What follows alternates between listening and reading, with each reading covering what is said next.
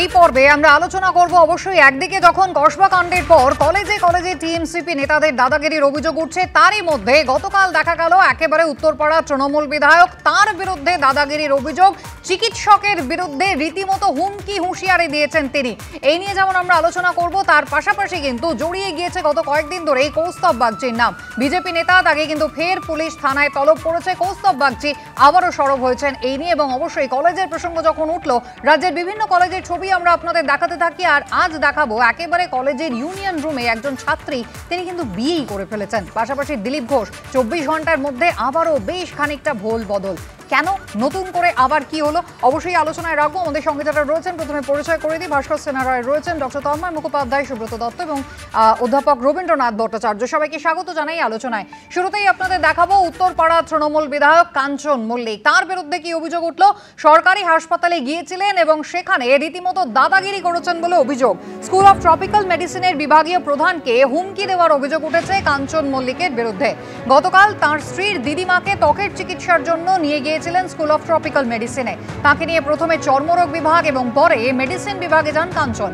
অভিযোগ, সেই সময় মেডিসিন বিভাগে রোগীর ভিড় ছিল, অন্য রোগীদের দেখছিলেন মেডিসিনের বিভাগীয় প্রধান মেহবুবার রহমান। অভিযোগ, তাতেই মেজাজ হারিয়েছেন তৃণমূল বিধায়ক। চিকিৎসকের নাম জানতে চান, রেজিস্ট্রেশন নাম্বার জানতে চান, এমনকি তাকে বদলি করে দেবেন বলে হুমকি পর্যন্ত দেয়। প্রত্যক্ষদর্শী কি বক্তব্য, এবার দেখুন।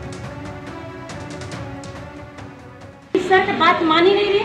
आप अपना नंबर दीजिए, अपना नाम बताइए, हम बोलेंगे, जाके कंप्लेन करेंगे, आपका नौकरी खाएंगे। सर में ऐसा कोई गलत नहीं था। চিকিৎসক এবং পড়ুয়াদের একাংশ তারা হাসপাতাল অধিকর্তার কাছে যান। জরুরি বৈঠকে বসে স্কুল অফ ট্রপিক্যাল মেডিসিন কর্তৃপক্ষ, ডাকা হয় মেডিসিনের বিভাগীয় প্রধানকেও। একটা ঘটনা ঘটেছে, আমার একটু হয়তো ঘটনাটা আমার একটু খারাপ লেগেছে, আমি জানিয়েছি, আমি লিখিত অভিযোগ। মনে হলো যে হয়তো ওনাদের একটু ওয়েট করতে হবে, তাই। আর তারপরে কেন রাখলেন উনি আমি বুঝতে পারিনি, তবে ওনার বিহেভিয়ারটা আমার খুব খারাপ লেগেছে। জোরে নয়, তবে স্বাভাবিকভাবেও নয়, মানে এক ডাক্তারের সঙ্গে ওইভাবে কথা বলা যায় না। ওটা অনভিপ্রেত ঘটনা ঘটেছে। আমরা অভিযোগপত্র একটা পেয়েছি, সেটা আমরা স্বাস্থ্য দপ্তরে পাঠিয়েছি। সেখান থেকে যেমন গাইড করা হবে তেমনি কাজ করা হবে। আর উত্তরপাড়ার তৃণমূল বিধায়ক তিনি কি বলছেন, দেখুন এবার।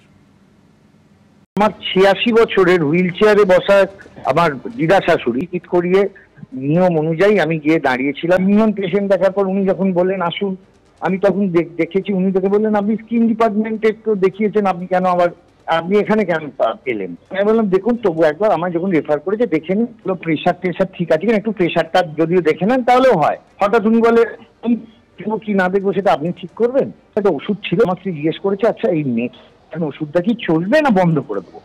উনি বললেন আপনি এমবিবিএস ডাক্তার না? আমি এমবিবিএস। যা তাহলে এখানে আসুন, এখানে এসে আপনি প্রেসক্রিপশন করে নিন, যান। এই আমি তখন বলেছি যে আপনি এভাবে কেন কথা বলছেন? আমি বললাম কি আশ্চর্য, গলা নামিয়ে কথা, কি আবার কি ধরনের কথাবার্তা। আমি আলোচনায় আসবো, ভাস্কর সেনারয়কে দিয়ে আলোচনা শুরু করবো। ভাস্কর বাবু, একেবারে বিরোধীরা তারা অভিযোগ করছে যে যখন কসবা কাণ্ডের আবহ চলছে এবং তার মধ্যেই এভাবে একজন সরকারি হাসপাতালের বিভাগীয় প্রধান মেডিসিন বিভাগের, তাকে এভাবে হুমকি হুঁশিয়ারি দিচ্ছেন বলে শাসক দলের বিধায়কের বিরুদ্ধে অভিযোগ। বিরোধীরা বলছে যে সেই থানা থেকে দুষ্কৃতী ছাড়িয়ে আনাই বলুন বা একেবারে হাসপাতালের মধ্যে ঢুকে চিকিৎসক শ্যামাপদ গড়াইয়ের সঙ্গে দুর্ব্যবহারই বলুন, সবটাই নাকি অনুপ্রেরণার ফল। এগুলো এক মানে জায়গাতে উইদিন ইনভার্টেড কমার মধ্যে একই ঘটনা এরকম করে বলা যাবে না। গতকালের ঘটনাটা একটা অভিযোগ এবং পাল্টা অভিযোগও হয়েছে, কিন্তু যে কোনো সরকারি ডাক্তার বলুন বা বেসরকারি ডাক্তার বলুন, ডাক্তারদের প্রতি তারা একটা চাপের সঙ্গে মধ্যে কাজ করেন। আর যারা পেশেন্ট পার্টি থাকে তাদেরও মধ্যেও একটা, যখন কারা পেশেন্ট নিয়ে যান তাদের মধ্যেও একটা অন্যরকম মানে ব্যাপার থাকে আর কি, তারাও আর কি টেনশনে থাকেন বা একটা মানবিকতার দিকে এক্সপেক্ট করেন। হয়তো সেগুলো ভুল বোঝাবুঝি হয়েছে, কিন্তু অভিযোগ পাল্টা অভিযোগ হয়েছে, এটা একটা অনপবিত্র ঘটনা, যে নিশ্চয়ইভাবে এটা না ঘটলেই ভালো হতো, কিন্তু অভিযোগ পাল্টা অভিযোগ হয়েছে, ওনারা খতিয়ে দেখবেন। কিন্তু এটার সঙ্গে অন্যান্য কোনো ঘটনার যেই যোগসূত্র খুঁজে পাওয়ার, যে একটা সূক্ষ্ম যোগসূত্র খুঁজে পাওয়ার, এটার সঙ্গে মনে হয় না আমরা কেউ একমত হতে পারবো। আপনি একজন ডাক্তাররা, এটা ঠিক যে একটা সরকারি ডাক্তার একটা হাসপাতালে বহু পেশেন্ট থাকেন এবং ডাক্তার রোগী ঋষিও এখানে বড্ডই মানে খুবই আশামঞ্জক নয়। সেখানে তারা যে কাজ করেন তখন চাপের কাজে কাজ করেন, হয়তো ভিড় ভাট্টা থাকে, সেখানে হয়তো বিধায়ক কিছু বলেছেন, ভুল বোঝাবুঝি হয়েছে, আমি মনে করি এটা উনারও খারাপ লেগেছে এবং উনি কমপ্লেন করেছেন, পাল্টা অভিযোগ দিয়ে আমার মনে হয় এটা মানে সমাধান হয়ে যাবে। কিন্তু কোনোভাবে এর সঙ্গে কসবা কাণ্ডের যোগটা কোথায় পেলেন আমার একটু বুঝিয়ে বলুন। দাদাগিরি, কার দাদাগিরি কথাটা কে মেনশন করেছে? একেবারে হুমকি দিয়েছেন সেটা কি ডাক্তার বাবু বলেছেন? আমি ফোনটা ভালো করে শুনেছি, যে পোর্শনটায় দাদাগিরি শব্দটা কি ব্যবহার করেছেন ডাক্তার, যে ডাক্তারকে বিরুদ্ধে অভিযোগ বা যে অভিযোগ করেছেন তিনি কি এই শব্দটি ডাক্তার বাবু ইতিমধ্যেই লিখিতভাবে নিজের অভিযোগের কথা জানিয়েছেন? সেটা দাদাগিরি নয়। আমি তন্ময় বাবুর কাছে এই জায়গায় আসি, পেশায় তন্ময় মুখোপাধ্যায় ও ডাক্তার, আমি এই জায়গায় আসি। যেখানে ফোনটাতে একেবারে কাঞ্চন মল্লিক তাকে চিকিৎসক বলছেন যে আমাকে দিনে 4000 পেশেন্ট দেখতে হয়, কাঞ্চন মল্লিক তাকে বলছেন এটাই আপনার কাজ, এটাই আপনার করার কথা, এবং রীতিমতো তাকে থ্রেট করছেন, বদলি করে দেবেন বলছেন, তারপরে একে দাদাগিরি বলবো না? দেখুন, ওই হুমকিটা ওইটাই আছে যে ডাক্তারদের যে বদলি করে দেব। আপনারা জানেন যে এইটা কিন্তু ওই তৃণমূল থেকে চলে আসছে। একের পর এক ডাক্তারকে যদি হচ্ছে ডেঙ্গুতে রোগী মারা গিয়েছে সেইটা বলা হয় তাহলে তার শাস্তি হয় বদলি করে দেব। এবং এটা শুধু ডাক্তার নয়, পুলিশকেও একইভাবে শাসানি দেওয়া হয়। সেখানে তো সম্ভবত লিখিত ইনস্ট্রাকশন থাকে যে ডেঙ্গু বলে উল্লেখ করাই যাবে না। হ্যাঁ, না একটা আপনারা জানেন যে বারাসাত ডিস্ট্রিক্ট একজন ডাক্তার লিখেছিলেন যে আমার ডেঙ্গুতে মারা যাচ্ছে রোগী, কিন্তু আমাকে লিখতে হচ্ছে অজানা জ্বর, এবং সেইটা তিনি একটা ফেসবুকে লিখেছিলেন। তার জন্য তার উপরে শাস্তি হয়েছিল, তিনি তখন রিটায়ার করবেন, বারাসাত থেকে তাকে কার্শিয়াংয়ে ট্রান্সফার করা হয়েছিল। আপনারা জানেন আরজি করে যারা হচ্ছে মুভমেন্টে যারা অংশগ্রহণ করেছিল সেই সমস্ত ডাক্তারকে বিভিন্ন জায়গায় ট্রান্সফার করে দেওয়া হয়েছে দূরে দূরে। যারা হচ্ছে মেডিকেল কাউন্সিলের নির্বাচনে অংশগ্রহণ করেছিল তাদেরকে সব দূরে দূরে ট্রান্সফার করে দেওয়া হয়েছে। এরা হচ্ছে ট্রান্সফারটাকে একটা উইপেন হিসেবে মনে করে। আরজি করে ঘটনায় যারা সরব হয়েছিলেন সেই চিকিৎসকদের কোথায় পোস্টিং দেওয়া হয়েছিল, কাউন্সিলিং এ তারা কোথায় পেয়েছিলেন, তাদের আখেরে কোথায় দেওয়া হয়েছিল, এই নিয়ে কিন্তু প্রচুর জল গড়িয়ে গিয়েছে। তবে চিকিৎসকরা কাঞ্চন মল্লিকের বিরুদ্ধে এই অভিযোগের ঘটনায় তারা মুখ খুলেছেন, কি বলছেন দেখুন একবার। বাজার থানার ওসি, কলকাতা পুলিশের কমিশনার, তাদের কাছেও আমরা অনুরোধ করব যে দল মত নির্বিশেষে কোনো রং দেখবেন না, কোনো পরিচয় দেখবেন না। এই বদমাইশগুলো যারা স্বাস্থ্যকেন্দ্রে গুন্ডামি করে, বদমাইশি করে, তাদের অবিলম্বে দৃষ্টান্তমূলক শাস্তি দিন।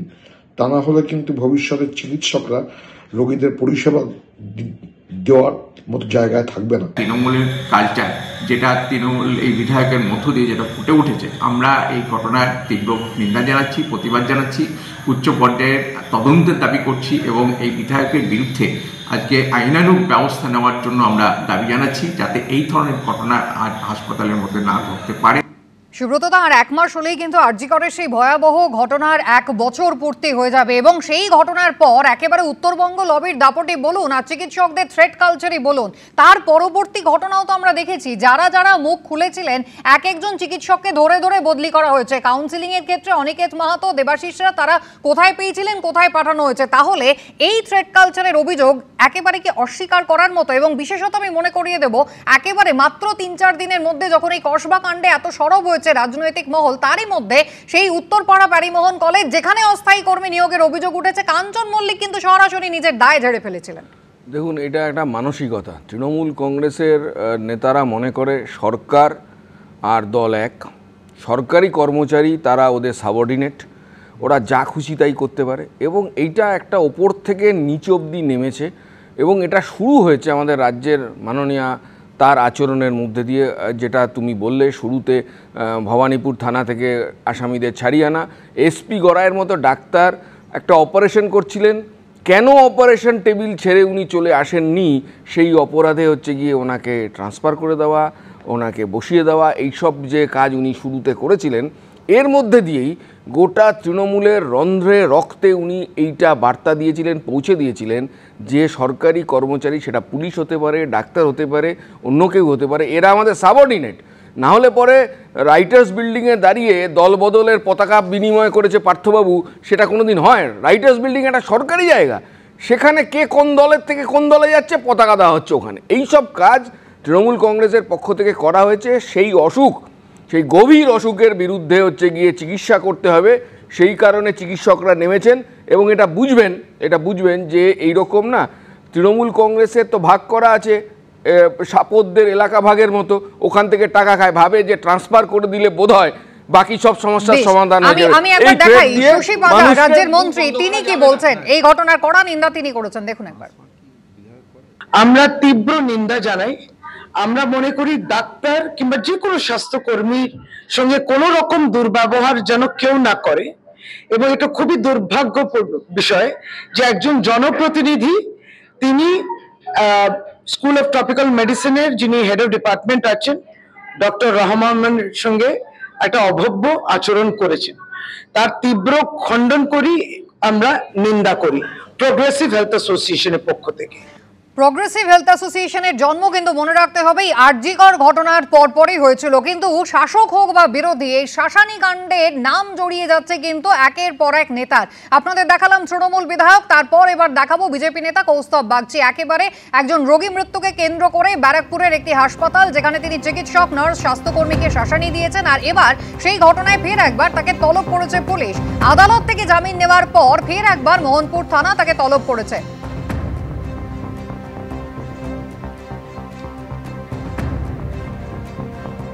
অদ্ভুত ঘটনা, বেল নেওয়ার পরেও আমি এই বিষয়ে আইসি মোহনপুর এবং কনসার্ন ইনভেস্টিগেটিং অফিসারকে জানানোর পরেও আজকে আমার কাছে আবার একটি নোটিশ আসে। এই নোটিশে স্পষ্টত সেখানে আবার এটা বলাও আছে, এই নোটিশ যদি কেউ কমপ্লাই না করে তাকে অ্যারেস্ট করা হবে। পিসি ভাইপোর সরকারের যে প্রশাসন, তারা মনে করে তারা কোর্ট কাচারি আইন কানুন সবকিছুর ঊর্ধ্বে। রবীন্দ্রনাথ বাবুর কাছে আমার নির্দিষ্ট করে দুটো প্রশ্ন থাকবে। এক হচ্ছে, এই প্রগ্রেসিভ হেলথ অ্যাসোসিয়েশনের যিনি মাথায় রয়েছেন শশী পাজা, শুধুমাত্র নিন্দা করেই কি তারা থেমে যাবেন, যেহেতু নামটা জড়িয়েছে একজন শাসক দলের বিধায়কের? এবং দ্বিতীয়ত, শাসক হোক বা বিরোধী হোক, যেই হোক, চিকিৎসকদের, সরকারি কর্মচারী বা যারা একেবারে জনস্বাস্থ্যের সঙ্গে জড়িত রয়েছেন, ঢুকে গিয়ে এভাবে শাসানি দেওয়া এখতিয়ারের মধ্যে পড়ে? মাননীয় মন্ত্রী তো নিন্দা করেছেন, কিন্তু আমি বলবো ডক্টর মেহবুবার রহমানের বিরাট ভাগ্য যে কাঞ্চন মল্লিকের আর একজন বিধায়ক সতীর্থ বা অ্যাক্টর সতীর্থ সোহম চক্রবর্তী গত 2024-এর 8ই জুন একটা রেস্টুরেন্টে মালিক শুধু বলেছিলেন যে পার্কিং প্লেসে গাড়িটা রাখবেন না, ওখানে আমার অন্য ইয়েরা আসছে, আপনাকে অন্য জায়গা দিচ্ছি। তার জন্য তাকে গালে থাপ্পড় মারার থেকে যা খুশি করেছিলেন, সুতরাং তাকে ঠেলে ফেলে দিয়েছিলেন, অনেক কিছু হয়েছিল। সুতরাং এখানে তো ডক্টর রহমান যে সেই জায়গায় যাননি, এটা ওনারও সৌভাগ্য, আমাদেরও সৌভাগ্য যে আমাদের এটা দেখতে হচ্ছে না। আসলে একটা কথা মাথায় রাখতে হবে, টমাস জেফারসন অনেক দিন আগে বলেছিলেন যে ধরনের সরকারকে আপনি নির্বাচিত করছেন তাদের কাছ থেকে সেই ধরনের আচরণই কামনা করবেন। আপনি এই ধরনের প্রতিনিধিদের যদি নির্বাচিত করেন, মানে মানুষ যদি নির্বাচিত করে, তাহলে তারা এই ধরনের আচরণই করবে। আর ক্ষমতার দর্প এই জিনিসটা, এটা কিন্তু একটা না দিয়ে একটা দিন এই অপশাসন শেষ হয়, দর্পটাও শেষ হয়, ইতিহাস বারবার দেখিয়েছে। আর কৌস্তব বাগচির ক্ষেত্রে তো এটা ঘটনা যে উনি একটা বেল নিয়েছেন, তারপর এরকম করা হচ্ছে কেন সেটা আমি বুঝতে পারছি না। কিন্তু উনি যেটা করেছিলেন সেদিন, এটা একটা অদ্ভুতভাবে মানে হতাশার থেকে করলেন, কোনো দরকার নেই। উনি তো একজন প্রতিষ্ঠিত লোক, ওনার অনেক জায়গা আছে বলবার, উনি অনেকভাবে রেমেডি চাইতে পারতেন, অভিযোগ করতে পারতেন, কিন্তু সেই হতাশাটা তিনি সেদিন এভাবে কেন যে প্রকাশ করেছিলেন, মানে ওনার যেন মনে হচ্ছিল সেই হতাশাটা ওইখানেই সমাধান করে নিতে হবে। আপনাকে সংশোধন করে দিয়ে এই আচরণটা কোনো সরকারি আচরণ নয়, এবং এই কৌস্তব বাগচির ক্ষেত্রে কমপ্লেনটা হয়েছিল, দেখবেন কথা বলবেন না, কৌস্তব বাগচির ক্ষেত্রে কমপ্লেনটা হয়েছে থানাতে, আর এখানে হয়েছে উনারা বিভাগীয় বিষয়ে। সুতরাং সেখানে আমি একজন বলছি যে কেউ বেল পেয়ে গেলে তদন্ত থেমে যায় না, তদন্তের স্বার্থে পুলিশ তাকে ডাকতে পারে। সুতরাং কেউ বেল পেয়ে গেছে মানে যে তদন্তকারী সরকারি নয়, সহযোগিতা করেন বলে দাবি করে বীরভূমের পুলিশ, এবং যাতে তাদেরকে আর তদন্ত না করা হয় তাই জন্য তারা আদালতের দ্বারস্থ হয়। অথচ এখনো পর্যন্ত অনুব্রত মণ্ডলের সেই মোবাইল ফোনটা কিন্তু পুলিশ নিজেদের হেফাজতে নেয় না। দিলীপ ঘোষের মন্তব্যে ফের একবার বিজেপির অন্দরের বিভাজনের ছবি কিন্তু প্রকাশ্যে এলো। এমন দিনও গেছে যখন পার্টির মিটিংয়ে তাকে চেয়ারই দেওয়া হয়নি, তাও তিনি দল ছাড়েননি। পার্টি থেকে যদিও কেউ কেউ আমাকে ছাড়ানোর চেষ্টা করেছে, এমনটাই মন্তব্য অভিমানী দিলীপ ঘোষের। 21 তারিখে দেখা যাক, কিছু করার চেষ্টা চলছে। মান অভিমান পার্টিতে চলতে পারে না, পার্টি আমাকে কোনো দায়িত্ব দেয়নি, সেটা 1 বছর হলো। এমপির আগে পর্যন্ত তো 24 পর্যন্ত আমি কেন্দ্রীয় সহসভাপতি ছিলাম, তারপর নির্বাচন হলো, আবার বাংলায় নির্বাচন আসছে, সেই জন্য পার্টি যদি মনে করে আমাকে যা দায়িত্ব আমি সেটা করবো না। একবারই তো ওনার সঙ্গে দেখা করলাম আমি, উনি বলেছেন সবাইকে নিয়ে কাজ করতে হবে, উনি সভাপতি, উনি যেটা ঠিক করবেন সেটা সবাই মেনে নেবে। উনি বলে দিয়েছেন, সেই হিসাবে অনেকে উৎসাহিত হয়েছে পুরনো কর্মীরা। এর আগে থেকে আরও অনেক ঘটনা আছে। পার্টির মিটিং আমাকে চেয়ারই দেওয়া হতো না, আমি তো কাজ করেছি, আমি পার্টি ছেড়ে চলে যাইনি। যারা আমাকে পার্টি ছাড়াতে চেয়েছিল অনেকজন, তারা খুব চেষ্টা করেছিল। দিলীপ ঘোষ ছাড়বে কখনো বলেনি, যে পার্টি দাঁড় করেছে পার্টি ছাড়বে কেন? পার্টি ছাড়িয়ে নেওয়ার চেষ্টা করলে তখন লড়বে। তন্ময়বাবু, অভিমান যে পুরোটা মিটে গিয়েছে এমনটা কিন্তু নয়। গত পরশু শ্রমিক ভট্টাচার্যের সঙ্গে দেখা করার পর যে আশার জায়গাটা তৈরি হয়েছিল যে 15 দিনের মধ্যে একেবারে সংঘবদ্ধ বিজেপিকে দেখা যাবে, হাতে কিন্তু আর মাত্র কয়েকটা মাস বাকি। বারবার পরিবর্তন বদলের কথা বলছে বিজেপি, সম্ভব এভাবে? দেখুন, এটা নিয়ে আমার কোনো বক্তব্য নেই, এই জন্যে যে আমাদের রাজ্য সভাপতি শ্রমিক ভট্টাচার্য বলেছেন দিলীপ ঘোষ বিজেপিতে ছিলেন, আছেন, থাকবেন, এবং তার সাথে কথা হয়েছে। এবং দিলীপ ঘোষও বলেছেন যে পার্টি আমাকে যেমনভাবে কাজ দেবে সেরকম আমি কাজ করব। সুতরাং এই ব্যাপারে কোনো কিছু এর মধ্যে কোনো দ্বিমত নেই যে দিলীপ ঘোষ বিজেপিতে আছেন, এবং তিনি নিজে বলেছেন যে তাকে যেমন কাজ দেওয়া হবে তিনি পার্টির বিশ্বস্ত কর্মী হিসেবে, বিশ্বস্ত সৈনিক হিসেবে মোদিজির তিনি সেই কাজ করবেন। সুতরাং তারপরে যেগুলো বলা হচ্ছে সেগুলো হচ্ছে হয়তো তার ক্ষোভ টোপ তিনি প্রকাশ করতে পারেন, কিন্তু সেটা হচ্ছে সে ব্যাপারে। কিন্তু দেখুন, ক্ষোভ যে একেবারে অঙ্কুরে বিনাশ করা সম্ভব হয়নি, এই বক্তব্য কিন্তু 24 ঘন্টা পরে সেটাই আরো একবার প্রমাণ করে। আমি রবীন্দ্রনাথ বাবুর কাছে এই জায়গায় যাব। একেবারে শ্রমিক ভট্টাচার্যের যে বক্তব্য ছিল গত পরশুদিন, যেখানে তিনি সকলকে একসঙ্গে কাজ করতে বলেছেন, এমনকি যারা অন্য দল থেকে এসেছেন তাদেরকেও সমান গুরুত্ব দেওয়ার কথা বলেছেন। অর্থাৎ নতুন এবং পুরনোর মধ্যে এই যে সামঞ্জস্য, হাতে হাত মিলিয়ে কাজ করা এবং দিলীপ ঘোষকে প্রাধান্য দেওয়া, কোথাও আরো ছোট ছোট একাধিক নেতাদের ক্ষোভ মাথাচাড়া দেবে না তো? দেখুন, শ্রমিক ভট্টাচার্য কোনো ম্যাজিশিয়ান নন, বাস্তবে একজন নেতা। তিনি সবাইকে নিয়ে চলবার একটা কথা বলেছেন, এবং দিলীপ ঘোষের যে অভিমান সেটা উনি ওনার সঙ্গে দেখা করলেন, উনি একটা প্রতিশ্রুতি দিলেন, সঙ্গে সঙ্গে এতদিনের একজন পুরনো নেতা, তাকে যদি চেয়ার না দেওয়া হয়ে থাকে, তাকে যে এই ধরনের করা হয়েছে, বিভিন্নভাবে তাকে বঞ্চনা করা হয়েছে বলে তিনি মনে করেছেন, সেগুলো মুহূর্তের মধ্যে উবে যাবে বা তার অনুসারীরা মুহূর্তের মধ্যে ভুলে যাবে, এটাও ভাবা উচিত নয়।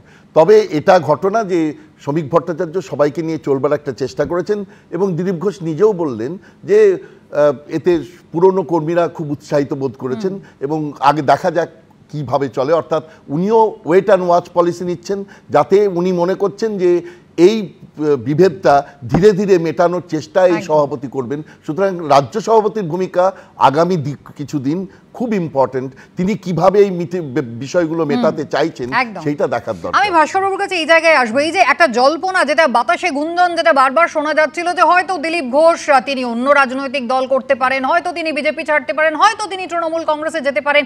দিলীপ ঘোষ কিন্তু ভেজাল নন। দেখুন, পার্টির চেয়ার না পেলেও কিন্তু দল ছাড়েননি, অর্থাৎ তৃণমূলে সেই অর্থে আসার জায়গা কিছু নেই। দিলীপ ঘোষের অপরাধ হচ্ছে দীঘার মন্দিরে যাওয়া। মানে আমি জানতাম না জগন্নাথ দেব যে দীঘায় অধিষ্ঠান করছেন, সেখানে যদি কেউ দর্শন করতে যায় তাকে শাস্তি বা এই ধরনের উপেক্ষার নেবে আসবে, এটা দিলীপ ঘোষ হয়তো জানতেন কি জানতেন না জানি না। তৃণমূলের একটা আশা ছিল, এটা না, তৃণমূলে কোনো আশা না। তাহলে দীঘার জগন্নাথ দেব দর্শন করতে যাওয়ার পর থেকেই তো এই গোলমালগুলো বাজছে, আমি যা দেখছি।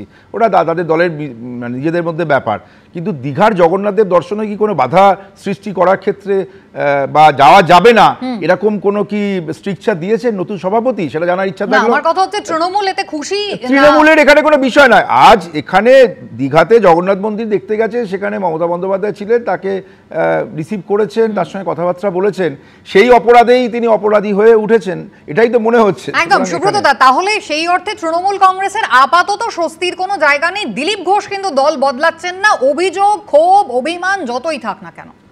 তৃণমূল কংগ্রেসের বেছে নেওয়া পছন্দের বিরোধী দল বিজেপি, পশ্চিমবাংলার মানুষ এটা তাদের সামনে এক্সপোজড হয়েছে যে এটা আসলে একটা মরীচিকা। মানুষ মনে করেছিল তৃণমূলের অপশাসন রিপ্লেসড হবে এদের দ্বারা, কিন্তু এরা যে এক এবং অভিন্ন মানুষ এটা বুঝতে পারছেন।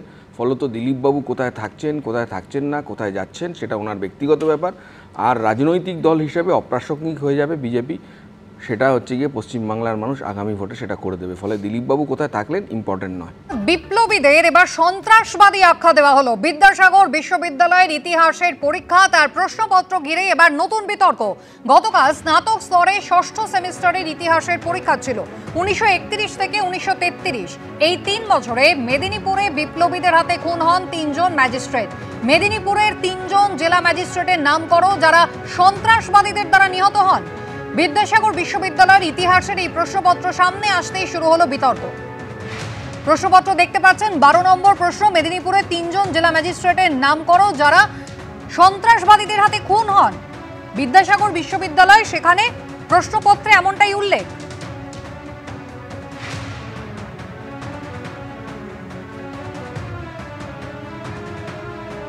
নিন্দায় সরব হয়েছেন অধ্যাপকরা, দেখুন একবার। মেদিনীপুরের গৌরবান্বিত একটা স্বাধীনতা সংগ্রামের ইতিহাস আছে, সেই ইতিহাসকে একটা অপমানজনক হিসাবে দেখানো হয়েছে এখানে। এই বিপ্লবীদেরকে আমরা সন্ত্রাসবাদী হিসাবে কখনো ব্যক্ত করতে পারি না, এটা আমাদের সম্পূর্ণ ভুল একটা ধারণা। যেখান থেকেই হোক, যেভাবে হোক না কেন, এটা একটা ভুল আকারে প্রকাশিত হয়েছে। এটা খুব হতাশাজনক, খুব দুঃখের বিষয়, লজ্জাজনক বলা যায়। বিতর্কের মুখে বিদ্যাসাগর বিশ্ববিদ্যালয়ের ইতিহাস বিভাগের বিভাগীয় প্রধান টেলিফোনে সাড়া দেননি। মুখ্যমন্ত্রী মমতা বন্দ্যোপাধ্যায় এবং শিক্ষামন্ত্রী ব্রাত্য বসুকে ইমেলে অভিযোগ জানিয়েছে বিজেপি। এই ঘটনার সমর্থনযোগ্য নয়, এমনটাই প্রতিক্রিয়া দিয়েছে শাসক দল।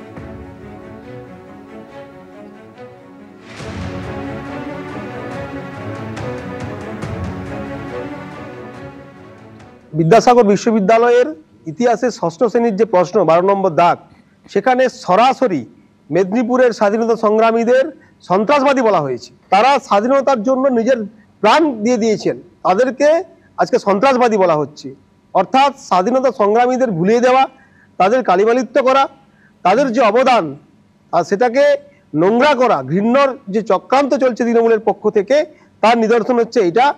আমি রবীন্দ্রনাথ বাবুকে দিয়ে আলোচনা শুরু করব। রবীন্দ্রনাথ বাবু, কোন প্রসঙ্গে কথা হচ্ছে? বিদ্যাসাগর বিশ্ববিদ্যালয় একেবারে মেদিনীপুর জেলা, যেখানে বিপ্লবীরা তাদের যে অবদান, তাদের বলিদান, মানে যেটা একেবারে ভারতবর্ষের ইতিহাসে অত্যন্ত গুরুত্বপূর্ণ একটা জায়গা নিয়েছে, বিপ্লবীদের আঁতরঘর যে জায়গা, আজকে সেখানে সন্ত্রাসবাদী পশ্চিমবঙ্গ সরকারের সরকারি বিশ্ববিদ্যালয়ের প্রশ্নপত্রে।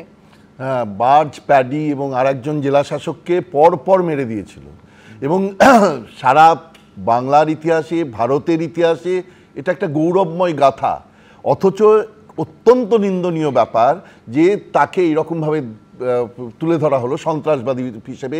যারা এটা করেছিল তাদেরকে এরকম সন্ত্রাসবাদী হিসেবে তুলে ধরা হলো।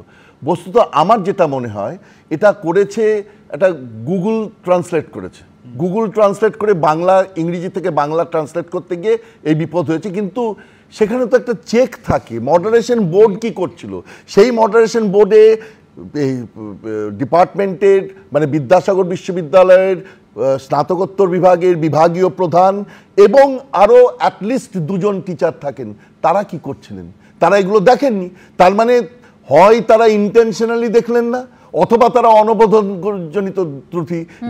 যদি একটা এত ক্যাজুয়ালি, একটা আনসিরিয়াস ম্যানারে এইরকমভাবে প্রশ্ন দেখা হয়, তাহলে তো শিক্ষা ব্যবস্থার খুব দুর্দিন বলতে হবে যে এই রকম একটা বিপ্লবীদের সন্ত্রাসবাদী আখ্যা দেওয়া হচ্ছে এবং বিভাগীয় প্রধান এবং বিভাগের অন্য টিচাররা সেটা দেখতেই পেলেন না। এবং সেটা কোন জেলা নিয়ে লেখা হচ্ছে? যে মেদিনীপুর জেলা আমাদের হৃদয়ে ওই কারণেই স্থান করে নিয়েছে যে পরপর জেলা শাসকদের মেরে দিয়েছিল এবং কোনো জেলা শাসক সেখানে যেতে ভয় পেতেন যে সেই রকম একটা জায়গা নিয়ে। এটা অত্যন্ত দুঃখের ব্যাপার এবং নিন্দার ব্যাপার। আমি ভাস্করবাবুর কাছে এই জায়গায় আসবো। ভাস্করবাবু, একেবারে একটার পর একটা বিশ্ববিদ্যালয় কলেজের সংখ্যা বাড়ালেই তো হবে না, সেখানে গুণগত মানটা বজায় থাকছে কিনা সেটাও তো জানতে হবে। পেহেলগাঁওয়ের ঘটনা এবং তার পাশাপাশি বাংলাদেশের ঘটনা, এই অতি সম্প্রতি আমরা জঙ্গি কারা, টেররিস্ট কারা, সন্ত্রাসবাদী কারা, একেবারে চোখে আঙুল দিয়ে গোটা দেশের মানুষকে যেখানে তারা বুঝতে শিখে গিয়েছেন, সেখানে সন্ত্রাসবাদী আর বিপ্লবীর ফারাক করতে পারেন না যারা শাসক দলেই রয়েছেন, বা আমি বলি যদি সরকারি যারা অধ্যাপক রয়েছেন তারা। এটাই গুগল ট্রান্সলেটরের একটা গোলযোগ হয়েছে, এটা অনভিপ্রেত অবশ্যই না, এটা আরেকটু সতর্ক হওয়া উচিত ছিল। তবে আমাদের এখানে যারা সন্ত্রাসবাদীদের দেশভক্ত হিসেবে চালানোর যে প্রয়াস, সেটাকে নিন্দা করবেন। মানে গডসেকে যে দল সন্ত্রাসবাদীকে যারা দেশভক্ত বলেন, আসছি একটা প্রশ্নপত্রের সেখানে ওই ট্রান্সলেট করার ক্ষেত্রে কিছু ত্রুটি হয়েছে, এটা তো বলা যাচ্ছে। কখনোই বিপ্লবীদেরকে সন্ত্রাসবাদী আখ্যা দেওয়ার কোনো বিশ্ববিদ্যালয় হয়েছে, মডারেটরদের কাজ ছিল, কিন্তু এটা অনবরত, এটা উদ্দেশ্য নয়, উদ্দেশ্য প্রণোদিত নয়। আমি এখানে তন্ময় দ্বারা বসে আছেন, মানে সন্ত্রাসবাদী তো না, যারা বিপ্লবী, কিন্তু যারা সন্ত্রাসবাদী তাদেরকে বিপ্লবী আখ্যা দেওয়া হয়, তখন সেটাকে কিভাবে ডিফেন্ড করছেন আমি জানি না, কিন্তু আমি তন্ময় বাবুর কাছে এসে যাব। দাঁড়ান, এখানে বোধহয় গডসের প্রসঙ্গ আলোচনা করার সময়টা নয়। পেহেলগাঁওয়ের ঘটনার পরে টেররিস্ট কারা এবং টেররিস্টদের বিরুদ্ধে ভারত সরকার কি ব্যবস্থা নিয়েছে, ভবিষ্যতে ভারত সরকার কি ব্যবস্থা নেবে, সেটা খুব স্পষ্ট হয়ে গিয়েছে। কিন্তু কোয়েশ্চেন পেপার যখন তৈরি হয়, সেই আপনি পরে বলবেন, একটা কোয়েশ্চেন পেপার যখন তৈরি হয় সেটা নির্ভর করবে গুগলের উপর, সেটা এআই এর উপর, সেটা চ্যাট জিপিটির উপর। পশ্চিমবঙ্গের শিক্ষা ব্যবস্থা কি এখন এতটাই টেকনোলজি নির্ভর হয়ে গিয়েছে? তাহলে আমাদের মেধা, আমাদের শিক্ষা, আমাদের অভিজ্ঞতা, সেটা কি সবই বৃথা? তাহলে দেখুন, একজন স্বাধীনতা সংগ্রামী যারা হচ্ছে নিজেদের রক্ত দিয়ে আমাদেরকে স্বাধীনতা এনে দিয়েছেন বলে আজকে আমরা সেই স্বাধীনতাটা এনজয় করছি, তাদেরকে এই সরকার এখন হচ্ছে একটা ইউনিভার্সিটিতে এইরকম ধরনের প্রশ্নপত্র দেওয়া হচ্ছে। যেটা রবীন্দ্রনাথবাবু বললেন, উনি তো নিজে হচ্ছে একজন অধ্যাপক, বিভিন্ন জায়গায় চেকস থাকে, তাহলে এই এতগুলো জায়গা পেরিয়ে কি করে এটা ছাত্রছাত্রীদের কাছে গিয়ে পৌঁছলো, তার ব্যবস্থা কে নেবে? তৃণমূল কি ব্যবস্থা নিয়েছে তার জন্যে? এবং এই ঘটনা যে ভবিষ্যতে আর ঘটবে না আমরা বুঝবো কি করে? সাত রাডির মতন জঙ্গিকে সেখানে হচ্ছে তাকে দু জায়গার ভোটার করে আর তাকে পশ্চিমবঙ্গে 10 বছর ধরে সে থাকে, সেটা তারা দেখতে পায় না। আচ্ছা, তারপরে তারা হচ্ছে সোহাহার্দি জিন্দার গলায় মারা দেয়, তাহলে তো বলতে হবে আজকে যারা হচ্ছে ক্ষুদিরাম বোস, যিনি 17 বছর বয়সে ফাঁসির দড়ি গলায় নিয়েছিলেন, তাদেরকে এখন সন্ত্রাসবাদী বলা হচ্ছে। এটা হচ্ছে লজ্জা বাংলার জন্য। এরা বাংলার হচ্ছে সংস্কৃতি যাদের রক্তে আজকে আমাদের স্বাধীনতা, সেই মানুষগুলোকে কোথায় আমরা সম্মান জানাবো, তার পরিবর্তে সন্ত্রাসবাদী, মানে এটা যদি গাফিলতি হয়ে থাকে সে তো ভয়ঙ্কর, এটা তো শাস্তি হওয়া উচিত। এইটার মধ্যে দিয়ে একটা জিনিস এক্সপোজড হয়ে গেল। স্যার বলেছেন যে শিক্ষা ব্যবস্থাটা যে পশ্চিমবাংলায় পুরো ভেঙে পড়েছে, সেইটার একটা এক্সাম্পল, উদাহরণ হচ্ছে এইটা। একটা শিক্ষামন্ত্রী আছেন নামে, ওনার কোনো কাজ নেই, শিক্ষা দপ্তর গোটাটা করাপ্টেড, দুর্নীতির সঙ্গে টপ টু বটম শিক্ষা দপ্তরে জড়িত। তাদের এই রকম যে ভিজিল্যান্ট রাখার দরকার ছিল সেটা হয়নি। 1, 2 নম্বর, যদি এটা সরকার পক্ষ থেকে বলা হয় যে না এটা অন্য ব্যাপার না, সন্ত্রাসবাদ একরকম আন্ডারস্ট্যান্ডিং, লোকের আলাদা আলাদা ধারণা আছে, আলাদা আলাদা লোকের। আমাদের দেশের যারা স্বাধীনতা সংগ্রামী, যারা নিজেদের প্রাণ বিপন্ন করে দেশকে স্বাধীন করেছে, এই প্রশ্নে তো আমরা অভিন্ন। এখানে তো কোনো আমাদের মধ্যে বিভেদ নেই। গোটা দেশের মানুষ, না এরকম ভাবে বললে হবে না, গোটা দেশের মানুষ আমাদের দেশের স্বাধীনতা সংগ্রামীদের জন্য গর্ববোধ করেন। তো সেখানে দাঁড়িয়ে এইরকম একটা ভুল বা যে কোনোভাবে পাবলিকলি চলে আসলো, এইটা শিক্ষা দপ্তরের একটা ভয়ঙ্কর অপদার্থতা এক্সপোজ হলো। আমি লাস্ট যে কথাটা বলবো সেটা হচ্ছে কি, এই দেখুন কে সন্ত্রাসবাদী আর কে বিপ্লবী, এটা নিয়ে মানুষের মধ্যে পার্থক্য আছে। একটা কমন আন্ডারস্ট্যান্ডিং, স্বাধীনতা পরবর্তী সময়ে যে ঘটনাগুলো গোটা দেশে ঘটেছে সেইটা নিয়ে মতে পার্থক্য আছে। কিষাণজি তৃণমূল কংগ্রেসের কাছে বিপ্লবী, সেই কারণে হয়তো এইরকম ঘটনা তারা সংগঠিত করছে উদ্দেশ্যমূলকভাবে। বলছি যে আজকে সন্ত্রাসবাদী যে কথাটা বলা হচ্ছে, এটা তো বলা হয়েছে ভুল হয়েছে, এটা তো ভুল হয়েছে, কিন্তু আমি আপনাকে জানতে চাইছি, যারা বললেন না সবাই আমরা যেটা মনে করি, সবাই মনে করি না। যারা স্বাধীনতার যুদ্ধে অংশগ্রহণ করেনি, যারা এই স্বাধীনতার পতাকা, আমাদের জাতীয় পতাকা উত্তোলন করেনি স্বাধীনতার পরে, তারা কি করে আজকে সন্ত্রাসবাদী আর কে বিপ্লবী সেটা বিচার করতে বসেছে বিজেপি? আজকে ভারতবর্ষের প্রথম সন্ত্রাসবাদী জাতির পিতাকে হত্যাকারী করছে। আমি জানতে চাই আপনারা কি দেশকে সন্ত্রাসবাদী মনে করেন না দেশকে মনে করেন? আপনারা তো বলুন আস্তে। ভাস্কর বাবু এত সমালোচনা করলেন, কিন্তু পেহেলগাঁওয়ের ঘটনার পর একেবারে যে প্রতিনিধি, সর্বদলীয় প্রতিনিধি দল যারা পৃথিবীর কোনায় কোনায় গিয়ে এই পেহেলগাঁওয়ের ঘটনার প্রেক্ষিত এবং সেই প্রেক্ষিতে ভারতবর্ষের এই যে অপারেশন সিঁদুর তার প্রচার করলেন, মুখ ছিলেন অভিষেক বন্দ্যোপাধ্যায়, তারপরেও এত সমালোচনা। ভাস্কর বাবু, তন্ময় দা, দেখুন আমি একটা কথা প্রথমে বলবো যে আমাদের দেশে কিন্তু একটা কিছু মানুষ আছেন, যেটা সুব্রতদা বললেন সেটা ঠিক না পুরোপুরি, তারা হচ্ছে অনেক স্বাধীনতা সংগ্রামীদের সন্ত্রাসবাদী বলেছেন, এবং তার মধ্যে একটা কিছু বামপন্থী ঐতিহাসিক আছে, তারা হচ্ছে বলেছেন ভগৎ সিংকে সন্ত্রাসবাদী বলে লিখেছেন। সুতরাং এটা যে রবীন্দ্রনাথ বলতে পারবেন, তো এটা যে হয় না এরকম নয়, কিন্তু এই ধরনের মানুষ ভারতবর্ষে আছে এবং তার মধ্যে তৃণমূলও আছে, এখন সেটা দেখা যাচ্ছে, যারা হচ্ছে স্বাধীনতা সংগ্রামীদের সন্ত্রাসবাদী বলে আখ্যা দেন। আমি একবার আপনাদের দেখিয়ে দিই মমতা বন্দ্যোপাধ্যায়ের মন্তব্য, কেশরী ছবি এবং সেখানে যে ভূমিকা, সেই নিয়ে বিপ্লবীর ভূমিকা, তাই নিয়ে মমতা বন্দ্যোপাধ্যায় কি বলেছেন দেখুন একবার। আপনারা ফিল্ম বানিয়ে আজকে ক্ষুদিরামকে বলছেন ক্ষুদিরাম সিং, আপনারা আজ বলছেন প্রফুল্ল চাকিকে আর একটা উল্টো নাম দিয়েছেন। লজ্জা করে না স্বাধীনতা সংগ্রামীদের অসম্মান করতে? বাংলাকে অসম্মান করলে জেনে রাখুন, অন্য রাজ্যের কাউকে আমরা অসম্মান করি না, ছোট হোক বড় হোক সবাইকে সম্মান করি। ভাস্করবাবু, ছবিটা রিলিজের 2 মাস পরে তৃণমূলের পক্ষ থেকে এই ইস্যু কিন্তু সামনে আনা হয়েছিল। সারা দেশ জুড়ে এটার প্রতিবাদ হয়েছে, তৃণমূলের পক্ষ থেকে শুধু নয়। এই যে আজকে ভারতের স্বাধীনতার ইতিহাসকে বিকৃত করে দেওয়ার, ভারতের বাঙালি স্বাধীনতা সংগ্রামীদেরকে বিকৃত নাম দিয়ে মানে অভিহিত করা, এটা কেন্দ্রীয় সরকার কিভাবে সেন্সর বোর্ড এটা পাস করলো? আমাদের লজ্জা লাগে। সেন্সর বোর্ড বলে কোনো একটা জিনিস আছে, তারা পাস করলো, ইতিহাসকে বিকৃত করেছে।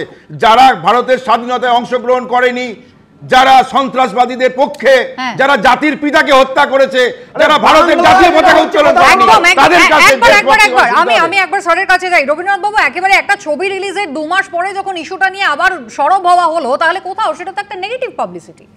নেগেটিভ পাবলিসিটি, কিন্তু পাবলিসিটিটা হওয়া দরকার ছিল। এইটা কিন্তু মানতেই হবে যে সারা দেশে এই যে ঘটনা, এটা একটা ক্ষুদিরামের নাম, প্রফুল্ল চাকির নাম যদি কেউ পাল্টে দেয় একটা সিনেমা, সেটা কিছুদিন বাদেও নজর আসতে পারে। কিন্তু যখনই নজর এসছে, মুখ্যমন্ত্রী যে এইভাবে প্রোটেস্ট করেছেন, আমি মানে ভীষণ হ্যাপি। এটা হচ্ছে একটা নর্থ ইন্ডিয়ান কালচার। তারা অদ্ভুতভাবে এই তাদের মতো করে বাংলার যে সমস্ত ভালো জিনিস, সেগুলোকে নিজেদের বলে প্রেজেন্ট করবার, একটা উপস্থাপন করবার একটা চেষ্টা করেন। এবং সেই জায়গায় কিন্তু আমাদের প্রতি মুহূর্তে সজাগ থাকা দরকার। একটা স্বাধীনতা সংগ্রামী, তার নাম পাল্টে দিয়ে কী লাভ হলো? তার নাম যদি প্রফুল্ল চাকি বা ক্ষুদিরাম রাখা হয়, তাহলে তাতে কি সারা দেশের কি ক্ষতি হচ্ছে? বা বরং সম্মানের ব্যাপার, তারা ইতিহাসটাকে জানাতে পারছে না। ইতিহাসটাকে বিকৃত করবার এই প্রচেষ্টা সব সময়। এইবার কোশ্চেন পেপারে যেটা সামনে এলো সুব্রত দাস, সেটাও তো ইতিহাসের বিকৃতি বটে। হ্যাঁ, ইতিহাসের তো বিকৃতি বটে। আমি দেখুন আগের প্রথম কথাটা বলছি, আমাদের রাজ্যের মুখ্যমন্ত্রীর যে বক্তব্য দেখালেন, ক্ষুদিরাম বোস, প্রফুল্ল চাকি, এটা শুধু বাংলার গর্বের ব্যাপার না, গোটা দেশের গর্বের ব্যাপার। ফলত এটা বাংলা বাজিয়ে লাভ নেই। সেকেন্ডলি আমি বলছি যে তন্ময়বাবু যে বললেন না, ভগৎ সিং যে পার্টি করতো, সেই পার্টির নাম জানেন? বিজেপির লোকরা নাম জানে সেই পার্টিকে সন্ত্রাসবাদী বলা হয়েছে কিনা এটা আমি আমার কথা শেষ করতে দিচ্ছেন না। ভগৎ সিং কি সন্ত্রাসবাদী ছিলেন? আপনি তো আপনার কথা বলেছেন, পার্টি জানতে বলা তো প্রয়োজন নেই। আরে আমি আমার কথাটা বলি। আমি বলছি যে ভগৎ সিং যে তার পার্টি করতো, তার নাম বিজেপির লোকরা জানে না। ভগৎ সিংকে সন্ত্রাসবাদী কে বলেছিল সেটা বিজেপি জানতে পারে, কারণ বিজেপির কাছে, ব্রিটিশের কাছে পদলেহন করার যে ঐতিহ্য সবার করে। আরে কে বামপন্থী? শ্যামাপ্রসাদ বামপন্থীটা কে? শ্যামাপ্রসাদ একদম। ভগৎ সিং এর লিগ্যাসি ক্যারি করেন মোদি, ভগৎ সিং এর লিগ্যাসি ক্যারি করেন ওই ফটোর মতো লোকটা ছিলেন না। বলুন, ইনকলাব জিন্দাবাদের কি বলছেন? কি কালকে থেকে নিজের অফিসে গিয়ে ইনকলাব জিন্দাবাদ বলবেন? ভগৎ সিং যেটা বলেছিল, বাজে কথা থামান, এইসব রাখেন। কোনদিন ভারতবর্ষের স্বাধীনতা আন্দোলনের সেই তাদের নাম পরিবর্তনই হোক বা প্রশ্নপত্রে একেবারে সন্ত্রাসবাদী আখ্যা, এ কি অপমানজনক নয়? বিশ্ববিদ্যালয়ের প্রশ্নপত্রে এত বড় একটা ভুল জানিয়ে তৈরি হয়েছে বিতর্ক। আর গত 11 দিনের বেশি হয়ে গেল, প্রায় সপ্তাহ দুয়েক হয়ে গেল, যেখানে কসবা কাণ্ডের পর থেকে একের পর এক কলেজ আর সেখানে নতুন করে টিএমসিপি নেতাদের দাদাগিরির ছবি আপনাদের দেখিয়েছে। এবার কাকদ্বীপের সুন্দরবন মহাবিদ্যালয়ের ইউনিয়ন রুমের ছবি দেখাবো। ইউনিয়ন রুমের মধ্যে এবার বিয়ে করে ফেলার অভিযোগ কলেজেরই এক ছাত্রীর বিরুদ্ধে। ভিডিও ভাইরাল হয়েছে, বিতর্ক তুঙ্গে। অভিযোগ ভাইরাল এই ছবিটি দক্ষিণ 24 পরগনার কাকদ্বীপের সুন্দরবন মহাবিদ্যালয়, সেখানকার ইউনিয়ন রুমের ভেতর নাকি বিয়ের আসর বসেছিল। সম্প্রতি ইউনিয়ন রুম বন্ধের নির্দেশ দিয়েছে কলকাতা হাইকোর্ট, কিন্তু তার মধ্যে ইউনিয়ন রুমে বিয়ের আসর বসার অভিযোগ ঘিরে বিতর্ক তৈরি হলো। জানা গিয়েছে নববিবাহিত এই যুবক অশোক গায়েন, তিনি কাকদ্বীপের বাসিন্দা, যদিও কলেজের ছাত্র কিন্তু তিনি নন, কিন্তু অবাধ গতি তার কলেজের মধ্যে। পাত্রী বর্ষা দাস, সুন্দরবন মহাবিদ্যালয় 2য় বর্ষের ছাত্রী। অশোক গাইনকে আমি মূলত কলেজ ইউনিয়নের কলেজের দাদা হিসেবেই চিনতাম, ইউনিয়নেই ফার্স্ট দেখেছিলাম। তো দাদার রোজ কলেজে যাওয়া আসা চলেই থাকতো, আমাদের ক্লাসরুমের মধ্যেও ঢুকতো। একদিন দেখতে পাই কি কলেজের মধ্যেই দাদা বিয়ে করেন। তবে শুধুমাত্র বিয়ের আসর নয়, ইউনিয়ন রুমের ভেতর মদ গাঁজার আসরও বসতো, এমনটাই অভিযোগ করেছে বিজেপি এবিভিপি। দেখুন, কলেজ ইউনিয়নের ভেতরে মদ খাওয়া থেকে শুরু করে মদের আসর, গাঁজার আসর এবং ওখানে বিয়ে অন্নপ্রাশন থেকে সবই চলে। যখন প্রতিবাদ করি 2021 সালে আমাদের বাড়িতে গিয়ে হামলা করা হয় এবং বাড়ি থেকে বাবা মাকে টেনে ঘাট ধরে টেনে বের করে দিয়ে বাড়িতে চাবি তালাও মেরে দেওয়া হয়। আমরা দীর্ঘদিন ধরে বাড়ি ছাড়াও ছিলাম।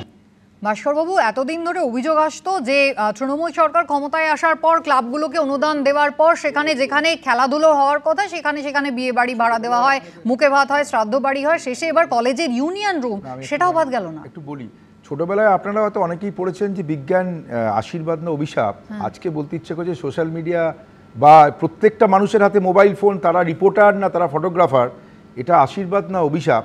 একজন আমি দেখছিলাম কালকে, ছেলেটি বলেছে যে আমি কোনো রকমভাবে ওই কলেজের সঙ্গে যুক্ত নয়, আমার যে স্ত্রী সে ওই কলেজে পড়তো, 2 মিনিটের জন্য হয়তো ফটো সেশন বলে আজকাল ব্যাপারটা হয়েছে না, সেখানে তারা দাঁড়িয়ে ছবি তুলেছেন বাইরে থেকে, না বাইরে যা বলেছে ছেলেটি যে বাইরে থেকে ছবি তুলে আমি চলে গিয়েছি। এখন সেখানে বিবাহ সংগঠিত হওয়ার ক্ষেত্রে বাইরে না, না আমি বলছি সেখানে একটা ফটো সেশন, আমি বলি আমি শেষ বলছি তো, ওখানে দাঁড়িয়ে তারা একটা ছবি তুলে চলে গেছে। এই যে বিজ্ঞান আশীর্বাদ না অভিশাপ, সেটা কেউ ছবি তুলেছে, পোস্ট করেছে, তাতে আপনাদের মনে হচ্ছে একটা মানে গেল রং, মানে এটা করার কথা, এখানে এটা করা অভিপ্রেত নয়, কিন্তু না অভিপ্রেত নয়, কি যারা ছবি তুলেছে ওখানে বিবাহ সংগঠিত হয়েছে, এটা কিন্তু কোনো মালা বদল করেছেন। আমি আপনাকে বাইক দেখিয়ে দেব, আপনি একবার দেখুন, আপনি একবার ছবিটা দেখুন, ছেলেটির বক্তব্য যদি চালান, আপনাদের চ্যানেলেই দেখেছি, দেখুন তাহলে ছেলেটার বক্তব্য একবার দেখিয়ে দিই। ওটা পড়তো না, অশোক গাইন কি বলছেন দেখুন, ভাস্করবাবু যেমনটা চাইছেন দেখুন। অশোক গাইন, বাইরে বিয়ে করেছিলাম, বন্ধু বান্ধব বলছে বিয়ে করেছিস আয়, ছবি টবি তুলে 2 মিনিটের জন্য বেরিয়ে গেছি। মালা বদল এবার নিজেদের মধ্যে করেছিলাম, যেটা ছবি একটা হয় বিয়ের সময়, বন্ধু একটা ছবি তুলবো, ওটাই হয়েছে। বাড়িতে বিয়েটা হয়েছে, বিয়ে হওয়ার পরবর্তীকালে আমাদের সাথে এমনি ভালো বন্ধুত্বের সম্পর্ক, তো দেখা সাক্ষাৎ করার জন্য ওরা কলেজে আসে, হ্যাঁ এসে ছবি টবি তোলে। ও তো কলেজে ছাত্র না, তাহলে বিয়ে করে এখানে এলো কেন, কারা ডেকেছিল সেটা আমি ঠিক বলতে পারবো না যে কারা ডেকেছিল বা কি, এই বিষয়ে আমি বলতে পারবো না। আমি রবীন্দ্রনাথ বাবুর কাছে যাব, আপনি একেবারে অধ্যাপক ভাস্করবাবু বলেছেন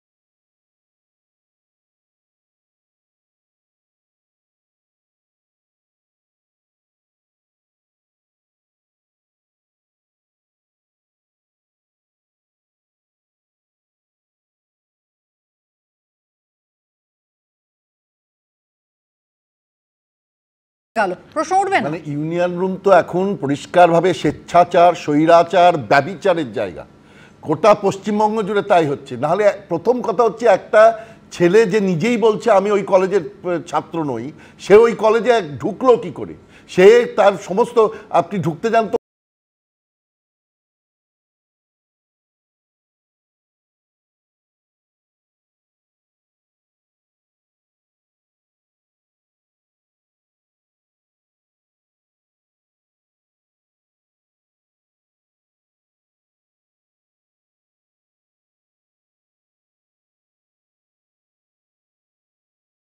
ব্যভিচার করছে, হেড কালচার, রেপ কালচার এবং যাবতীয় ব্যভিচারের জায়গা হয়ে গেছে ইউনিয়ন। এটা ব্যভিচার বলবেন না, এটা অনৈতিক বা অনৈতিক বিষয় বলতে পারে, ব্যভিচারের জায়গা ভাস্করবাবু মনে করিয়ে দিই, কলকাতা হাইকোর্ট কিন্তু স্পষ্ট জানিয়ে দিয়েছে ইউনিয়ন রুম যতদিন পর্যন্ত না ছাত্র